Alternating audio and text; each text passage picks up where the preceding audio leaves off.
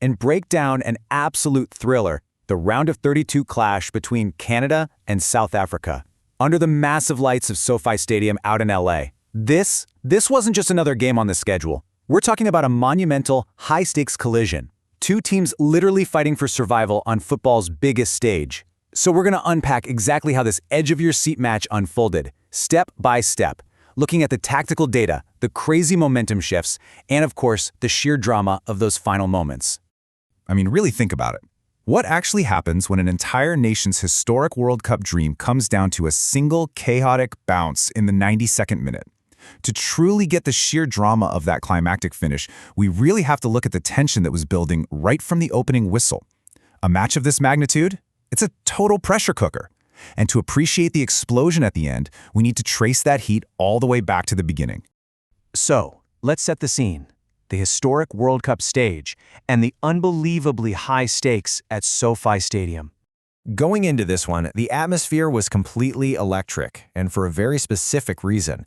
Neither of these nations, not Canada, not South Africa, had ever advanced to this stage of the FIFA World Cup.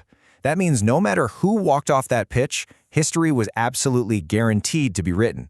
There was zero business as usual here, and that created this intense friction. On one side, we've got Canada, co-host to the tournament, widely considered the paper favorites to win this tie. But on the other side, South Africa's Bafana. And let me tell you, they didn't care at all about the paper. They brought this incredibly rigid, highly organized tactical discipline purposely designed to frustrate the Canadians, defend for their lives, and aggressively exploit any tiny openings. Which brings us to South Africa's defensive wall and how they went about frustrating the favorites. Right from kickoff, Canada tried to assert their dominance. They wanted a fast tempo. But South Africa? They immediately deployed this incredibly compact 4-2-3-1 defensive shape. They just squeezed the pitch, closed off the passing lanes, and offered virtually no space for the Canadians to operate in that first half.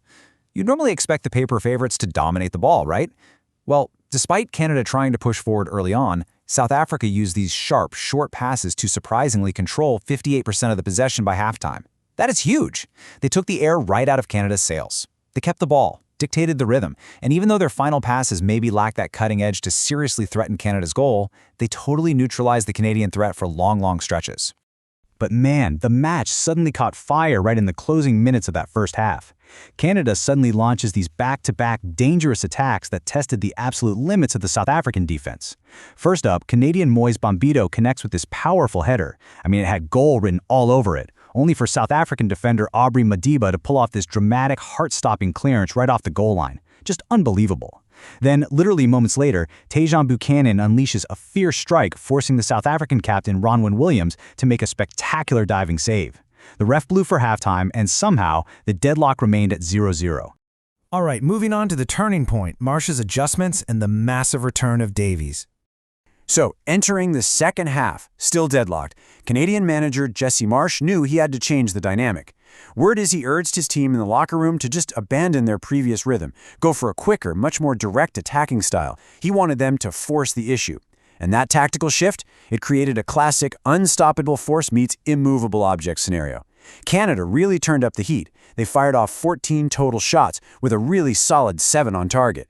But the South African goalkeeper, Ronwen Williams, he stood like an absolute brick wall. He made 5 crucial absolute highlight reel saves to keep his country alive under relentless pressure. Just an incredible individual performance.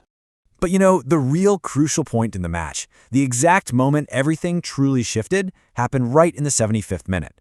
Canada's talisman, their absolute star player, Alphonso Davies, finally steps onto the pitch. Now remember, Davies had tragically missed the entire group stage because of a lingering hamstring injury, so his highly anticipated return, that was the exact emotional lift the entire stadium had been waiting for.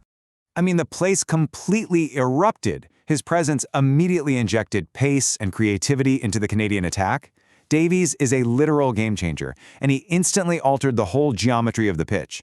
Almost the second he came on, he carved open the defense, created a golden opportunity for teammate Promise David, and that shot just barely missed the target. You could physically feel the momentum swinging wildly in Canada's favor. And that sets up our next part perfectly. 92nd minute drama and the final attack. As that clock ticked down, South Africa's heroic defense had kept them on the absolute brink of another historic milestone. They were just absorbing every single thing Canada threw at them.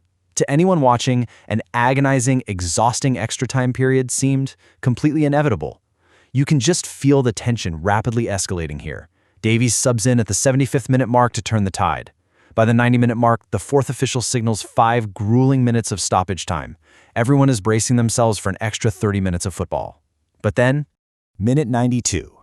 The climax of this entire historic event arrived right here. Because, as we all know, football is so often a game decided in its final frantic moments. Let's break down the anatomy of this winning play. It happened in 3 lightning-fast steps. First, Canadian defender Alistair Johnston sends a high, kind of hopeful ball deep into the South African penalty box. Second, that exhausted South African defense attempts a clearance, but under all that immense pressure, it just lacks distance. It pops out weakly, falling perfectly, and I mean perfectly, into the path of Canadian captain Stephen Eustaquio, who's waiting just outside the D area. And step 3 is where history is made. Without hesitating for even a fraction of a second, Eustaquio strikes a brilliant, low volley. The ball skips violently across the turf, agonizingly slipping just past the outstretched fingertips of the diving Ronwen Williams, who, remember, had been perfect all night long, and it nestles perfectly into the bottom left corner of the net. which brings us to the aftermath, the road ahead, victory and heartbreak. The stadium absolutely exploded in deafening noise as the final whistle blew. And while the South African players collapsed to the grass in total heartbreak after a remarkably brave tournament run, Canadian manager Jesse Marsh praised his squad in this raw post-match huddle. He called them true national heroes. He wanted to make absolutely sure his team understood the sheer magnitude of the milestone they had just achieved for their country. They dug deep, they adjusted their tactics, and they fought to the literal last minute. So, as Canada packs their bags and marches on to Houston for the round of 16, I want to leave you with this thought. With the incredible, surging momentum of a historic stoppage time win under their belts, does this dramatic triumph give them the unstoppable energy they're going to need to defeat tournament heavyweights like the Netherlands or Morocco? Have they finally found their ultimate gear, or is the magic about to run out? Thank you so much